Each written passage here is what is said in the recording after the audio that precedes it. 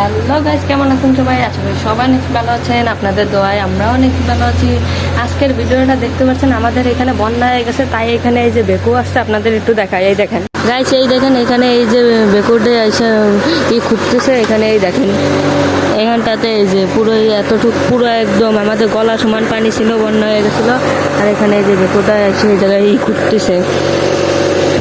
এখান থেকে মাটি খুললে আর ওইদিকে দেখেন ড্রেন ঠিক করে দিলে ওই দিকে চলে যাবে পানি। আর এইদিকে দেখেন পুরো পানিতে বেড়ে গেছে। আর এইদিকে পানিটা এত ময়লা হয়েছে, এই দেখছেন কত পরিমাণে ময়লা হয়ে গেছে আজকে এই পানিটা। গাইস, আজকে শুধু আমাদের এখানে বন্যা না, চট্টগ্রাম সহ বাংলাদেশের অনেক অনেক জায়গায় আজকে বন্যা হচ্ছে।